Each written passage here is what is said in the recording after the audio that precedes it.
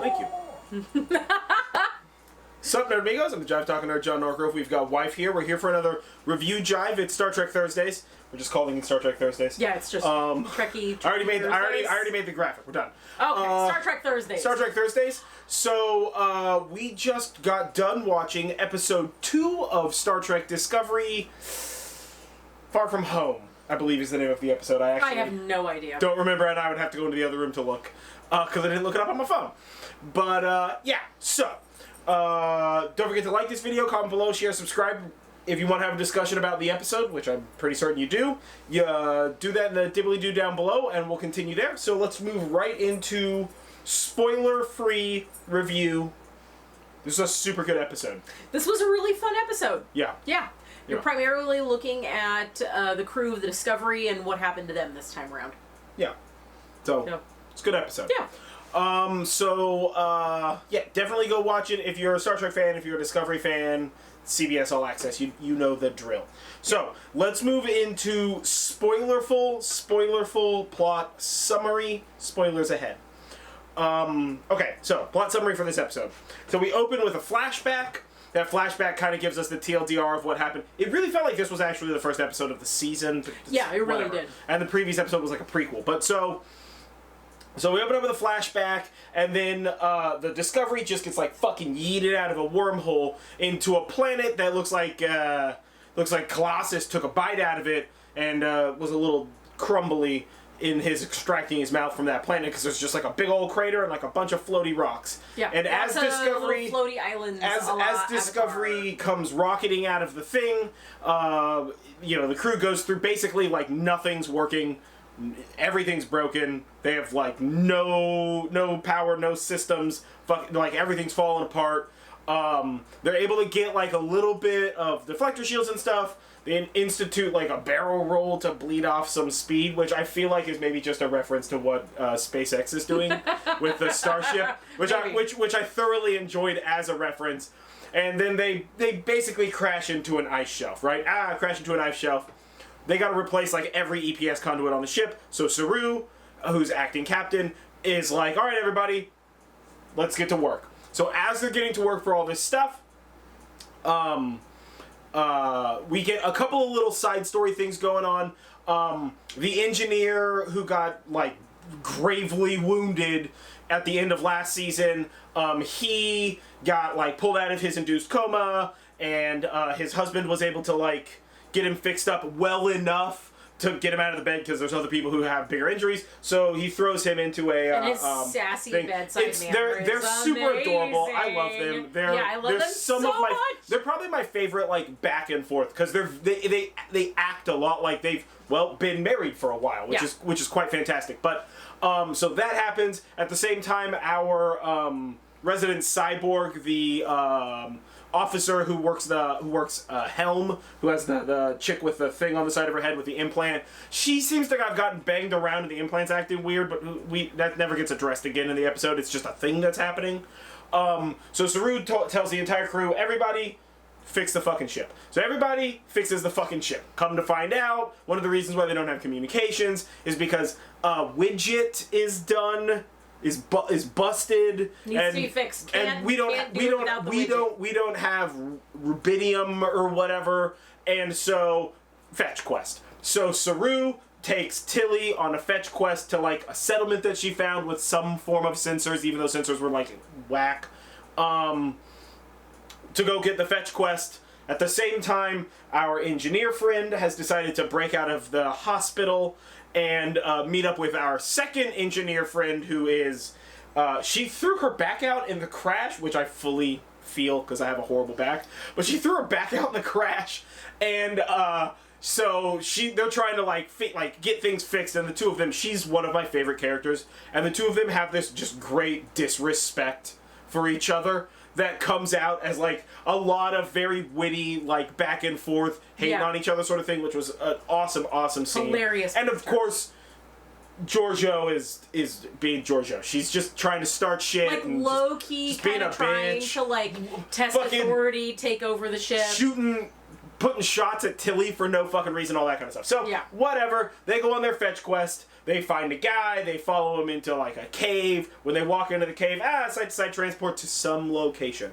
Set 2, specifically. Yeah. And that's mean, but that's what it felt. It's not wrong. That's what it felt like. Yeah. But I think actually they might have done this because it would be cheaper to just build sets this way and have everybody just blip around. Whatever. So they go into set 2. It's a bar. They're held at gunpoint, and it is like a Western bar. Like it has like the Western the double door thing, which is like you just fucking sight to sight it in. Yeah, you sight to sight right in front just of the double outside doors, of the doors so to come that in. You walk in through the double doors. It's fucking weird, dude. Super rad. It's so fucking weird. Very cool. Whatever. So they go in there and everybody's just like, "Who the fuck are you?" And Saru's like, "We're Starfleet. We're here to help." And coming to find out, the bartender and his friends, they're all family. They're the native species to this planet, and they've been like under tyranny from some asshole. And, like, one of the brothers is like, "You can't be here." And the other brother's like, "No, they're Starfleet. Starfleet's the best thing of all time. We can repair it." So they lie about being from the future. He ends up repairing the thing till he figures out a little bit of the engineering. And with that, like, with that crazy tech. Which they call programmable matter. Yeah. So he's doing that until he kind of learns a little bit about that. And then our big bad guy shows up, right? The you know...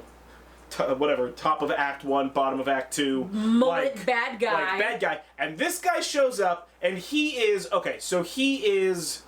like, really like a bad guy from a Western. Like, you know, like menacing sort of bad guy, but he like, plays it cool. So, like, he shows up with, like, 4 dudes, they all got, like, blasters, and he walks in, and immediately, he's pretty tired with this bad guy routine and doesn't want to do it. Every line he delivers, which is fucking amazing. This guy is so threatening just because of the way he's just like, whatever. He's just like, "Listen, man, that wasn't a question. It was a statement. This is what we're gonna do, or the 77 crew members you have left are gonna be dead. Just fucking do it." Like, he's so just like, whatever about stuff, which is fucking great. So he ends up murdering the guy who helped rebuild the thing for Tilly, which is too bad. Which is too bad because that was an opportunity for that guy to become like a new recruit in the Federation because he was like super into the Federation. So like tier for him, right? Yeah. F in the comment for him, and that's so mean, but it's so funny. So that happens, and then they kind of get into like a negotiation where Saru's just like, "We'll give you some dilithium if you let us all go, and you're cool." And the guy's like, "Fine." And then he's kind of creepy hitting on Tilly and is like, he's like, "Hey, baby girl, like, you're gonna go get that stuff for me." So it's super creepy. Yeah, he's like, "You're gonna go get it for me. Also, parasitic ice, super dangerous, but come back to me." Yeah, what's up? Honey. So he goes to go do that. All of a sudden, 2 of his boys show back up, and they're like, "This bitch was just wandering around outside, skulking around the place." And it's obviously Giorgio. So Giorgio is like, "Don't blast me, you should blast your captain," because clearly other people saw this crash and he can't handle the fight or whatever the fuck. Yeah, and Giorgio comes in like just hard Giorgio. Fearless. Super fearless, right? Very badass. So the captain blasts Giorgio a couple of times. She decides to start a fight. Between her and Saru, they're able to subdue they're able to kill everybody except for that guy. The main bad guy. Mostly through Giorgio breaking people's necks in a variety of creative ways. Yes. Including with her knee. I mean, as you do. Yeah. It happens. So, Giorgio's like, "We should kill this guy," and Saru's like, "No, we're Federation. That should be self-explanatory." He says, "That's not what we do," and Giorgio says, "That's what I do." And I was just like... Yeah, Giorgio's the fucking best. Again, it's not the point. We're in the plot. So, like, whatever, that guy's captured. He turns the gun over and the ship and all the stuff over to the guy who just had his brother die, who was at the bar, and is like, "We just came to get our ship repaired. That shit got repaired. I think we're homies now." And so the guy's like, "Don't worry about it," and hands Saru like a little thingy, and is like, "Here you go." And Saru's like, "What's this?" And he's like, "Side transporter. Go back to your ship. Get that ship fixed." At the same time, the parasitic ice is consuming Discovery, and whatever. The engineer's in a Jeffries tube and he's bleeding out, but he's able to get the repair done just in the nick of time or something. So it all kind of bald eagles together into a big crescendo at the peak of the 3rd act. where Saru shows up and the ship comes back online, and he's like, let's get the fuck out of this ice. And they don't. They're just like, it's like a mime in one of them invisible ass boxes. He's just in there, man. He keeps touching it. Visibly see the parasitic ice. It's multiplying. Not a great CGI shot. The ship was moving around a lot. Banging around, right? I mean, because you have to think these ships are the size of like small towns. Yeah. Right? So this thing's moving around a lot, banging up and down, and the ice is growing like fucking crazy fast, right? So that scene was a little whatever hinky, but then all of a sudden Tilly's like, oh, there's also a time limit on everything, to make it more dramatic. Like, we got like 3 minutes before all the stuff comes back online. We don't got shields, and we don't got phasers, and we don't got communications yet. So another ship shows up and is like coming at them, and they're just like, oh shit, another ship showed up and it's coming at us. It must be those other people that Giorgio was like are gonna fuck us up if we don't get out of here. And so they're like, ah shit, what are we gonna do? And they're trying to get out, and then like a tractor beam grabs their ship and just pulls it right out of the ice. No problems had at all. It was weird. I expected them to do like a phaser cutout around the ship. Boop. No, tractor beam pulled it right out. Piece of cake, guys. Don't worry about it. Yanked it out. Yeah. So again, giant eagles. So they get yanked out of the ice, and they're just like, ah, no, what's going on? And they're like, just in the nick of time. Shields are up, and phasers are up, and communications are up. And weapons are ready. Like, what should we do, Saru? And Saru's just like, open comms. And then, of course, it's Burnham, and she's like, oh my god. And then we get like a nice 30 seconds of everybody being happy, including the girl who had the brain damage that we're just not going to address anymore in this episode. Which was like a weird like delay thing. It'll come up again at an important time. Probably. I'm sure. I feel like what they just did was they just put an egg in an incubator to grow a giant eagle. Yeah. That's what I think we just fucking physically saw somebody That's exactly start what hatching it a is. giant Star Trek eagle. So what the fuck ever.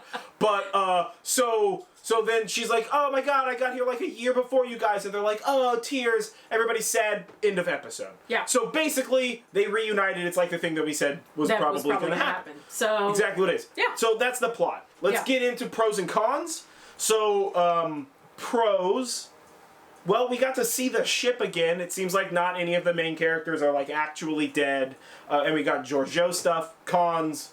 Lot of... I mean, man, I feel like a lot of this episode could have been the first act of a better episode. This whole episode. You know what I'm saying? Yeah. Like, it felt like they were just stretching, It's like, we gotta go on this big fetch quest, and we gotta do all this stuff. So, yeah, it wasn't the best there. But what about you, pros and cons? Well, cons, it seemed like there was a lot of, like, loose ends that kind of, like, didn't really get tied up super well. Even from, like, episode to episode. Like, the girl with the implant, and then we don't do anything about that later. Giorgio shows up, and she's got, like, blood and, like, viscera on her boots, and everybody mentions it, and then just never mentions it again. She said that she had to make sure that somebody was dead. That was the guy that turned into pixels in the spore chamber with the guy picking up the like slot. Also, a slightly gory episode to be completely real with you. Yeah, it totally was. Yeah. So that was cons. So pros. Well, Giorgio and Tilly are really they're really the best. They're really like the best. And the new engineer, the lady engineer. Oh yeah, the new engineer. Yeah. Is the engineer and the doctor. And the doctor and the engineer is a couple. I'm not a big Saru person, but. Yeah, I mean, really, I guess the biggest pro he kind of got badass. He did, like, seeing... spike a guy. I think the biggest pro is seeing the characters that I really liked back and, like, being themselves, in this. Yeah. That was really probably the biggest pro, because I was like, oh, it's that person, and oh, it's that person, and I love when they do this. So I would say that's the biggest pro. Yeah, I would say that's the biggest pro also. So, it's just like the whole crew. So, best bits. We're going to move on to best bits now. So I feel like the best bit of this episode was, and I was thinking about this when we were doing our second watch through after work, and I think the best bit of this episode might just be the level of not wanting to do his job. Mullet bad guy? That the mullet bad guy had. Because he was just At any point in time, if he had just been like, fuck it, totally in character. That would have been a completely in character action. Like, that was my favorite part, was just watching how he was just like, guys, listen, I know you're from the past. I know that you don't know what's going on here. I know that we have better technology, and and we have more people, and we're out arming you, and we understand shit better, and you guys' ship is crippled. So just do whatever the fuck I want. Like, he was just so, like, about everything. It was super funny. That, and of course, Giorgio's, like, the best character of all time. Yeah, so. yeah. What about you, best bits? So I really loved the part where the engineer was there with the doctor, and the engineer's trying to leave, and the doctor is like, the only way I'll let you get out of this bio bed is if you can spell... oh my gosh, what did he say? My husband had to put me into a coma and pull me out of it, and the only thing I got for it was this stupid shirt or something like that. And they say it as a joke, but then later on you hear him spelling it out. They're trying to spell it. And the doctor is like, T-shirt has a hyphen, and I was just like, dead. Yeah. And then the entire scene with Giorgio where she's in the bar being like super badass. I love her so much. Yeah, no, she's the fucking best. Yeah. So those were best bits. Comment below what your best bits were. Let's go into ratings. Yeah, I would give this episode like a pretty solid 4. Yeah, I'm gonna give this a very enjoyable. I'm gonna give this a 4 out of 5. I think that this was better than the first episode. Not that the first episode wasn't enjoyable, but I think that this episode it felt like it was fuller. Yeah. Right, and I think that's primarily, and you know, I like it's not the first episode's fault. I think it's primarily just because it had more characters in it. To be completely fair. Yeah. That we know already. But I really liked this episode. It was very, there were parts that were very spaghetti western. There were parts that was very just almost non-Star Trek levels of science fiction. You know? Like, it was just sort of like a fun episode. Everybody got jokes in. Everybody had, like, a nice bit. Tilly went through every human emotion available to her in a single episode. But, yeah, I really enjoyed this episode a lot. I'd say this is a good start to a new season of Discovery. Yeah, I'm excited to see what happens next. So, either way, I have been John Norgrove. This has been Wife. This is Review Jive. It's Star Trek Thursday. We watch, I'm pretty sure the name of the episode is Far From Home. It's episode 2 of Star Trek Discovery Season 3. Yep. And we'll catch you guys next time.